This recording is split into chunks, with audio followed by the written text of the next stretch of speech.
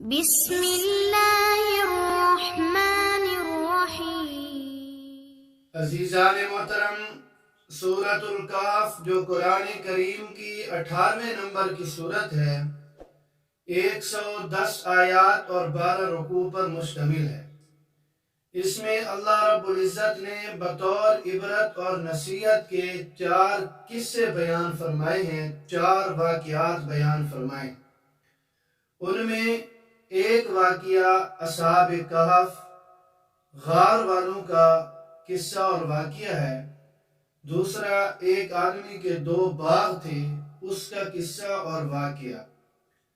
تیسرے نمبر پر حضرت موسیٰ اور حضرت خضر علیہ السلام کا واقعہ، اور چوتھے نمبر پر ذوالقرنین کا قصہ اور واقعہ اللہ رب العزت نے بیان فرمایا۔ ان واقعات اور قصوں کو بیان کرنے کا جو مقصد ہے وہ یہ ہے کہ اس میں اللہ رب العزت نے 4 قسم کے فتنوں کا ذکر فرمایا، اور پھر اس فتنے اور آزمائش سے بچاؤ اور حفاظت کا طریقہ بھی اللہ رب العزت نے بیان فرمایا۔ اور یہ جو 4 فتنے ہیں، 4 آزمائشیں ہیں، اس میں بہت سارے لوگ مبتلا ہیں۔ تو جب یہ آزمائش آ سکتی ہے، جب یہ فتنہ آ سکتا ہے، تو اللہ رب العزت نے اس سے حفاظت اور بچاؤ کا طریقہ بھی بیان فرمایا۔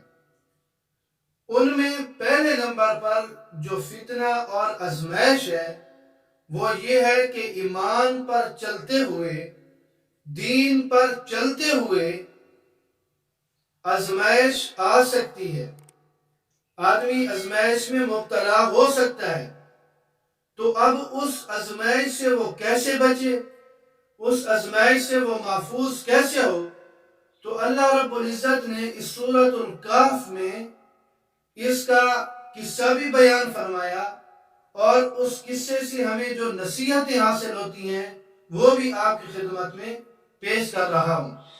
کہ اللہ رب العزت نے جو دین اور ایمان پر چلنے والے تھے، چند نوجوان، ان کی اللہ رب العزت نے حفاظت کیسے فرمائی۔ واقعہ کچھ یوں ہے کہ ایک ظالم اور جابر بادشاہ اپنی قوم کو غیر اللہ کی عبادت کی دعوت دیتا تھا۔ کچھ نوجوان تھے جو اللہ پر ایمان رکھنے والے تھے اور عقیدہ توحید پر قائم تھے، اس بادشاہ کی دعوت کے خلاف کھڑے ہوئے اور انہوں نے توحید کی اور حق کی صدا اور آواز بلند کی۔ اس سلسلے میں انہوں نے اللہ رب العزت سے دعا کی اور اپنے دین اور ایمان کی حفاظت کے لیے اللہ رب العزت کی پناہ طلب کی۔ چنانچہ اللہ رب العزت نے انہیں پناہ دے دی کہ وہ ایک غار میں چلے گئے، اور اس غار میں 309 سال تک وہ رہے۔ اللہ رب العزت سے جب حفاظت کی دعا مانگی اور چل کھڑے ہوئے اپنے دین اور ایمان کو بچانے کے لیے، تو اللہ رب العزت نے ایک غار میں انہیں نیند سلا دی، اور وہ 309 سال تک سوتے رہے۔ جب وہ نیند سے بیدار ہوئے تو باہر نکل کر جب دیکھا تو ماحول بدل چکا تھا، لوگ بھی بدل چکے تھے، اور جس بستی کو وہ چھوڑ کر آئے تھے، جس علاقے کو وہ چھوڑ کر آئے تھے، وہ لوگ بت پرستی میں مبتلا تھے۔ اب وہاں کے لوگ وہ توحید کے پرستار بن چکے تھے۔ تو اللہ رب العزت سے جب اپنے دین اور ایمان کی حفاظت مانگی، اللہ رب العزت نے ان کے دین اور ایمان کی حفاظت فرمائی۔ تو اللہ رب العزت بتانا یہ چاہتے ہیں کہ دین اور ایمان کے معاملے میں آزمائش میں ڈالا جا سکتا ہے، تو تم نے وہ روش اور وہ طریقہ اختیار کرنا ہے جو اصحاب کہف یعنی غار والوں نے طریقہ اور راستہ اپنایا۔ اب اس میں ہمارے لیے کیا نصیحت ہے، کیا پیغام ہے؟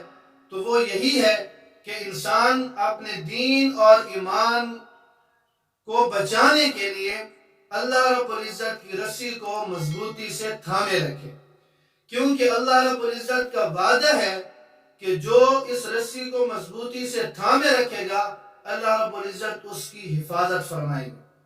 دوسری نصیحت اور دوسرا پیغام یہ ہے کہ اس فتنے سے بچاؤ کے لیے جو دین اور ایمان کے بارے میں آزمائش میں جب آدمی ڈالا جائے تو اس آزمائش میں مبتلا ہونے سے پہلے وہ اس فتنے سے کیسے محفوظ رہ سکتا ہے کہ ہر وہ طریقہ اور وسیلہ جو اس کے لیے معاون اور مددگار ہو اس کو اختیار کرے، اور وہ طریقہ یہ ہے کہ انسان نیک لوگوں کی صحبت اختیار کرے تاکہ غفلت اور نسیان کی صورت میں وہ اس کی تنبیہ کریں، یاد دہانی کی صورت میں وہ اس کی مدد کریں، اور راستہ بھٹکنے کی صورت میں اسے راہ راست پر لے آئیں۔ تو دین اور ایمان کی حفاظت کے لیے اللہ رب العزت کی رسی کو مضبوطی سے تھامے رکھنا، اور دوسرا اپنے دین اور ایمان کی حفاظت کے لیے نیک لوگوں کی صحبت اور رفاقت اختیار کرنا۔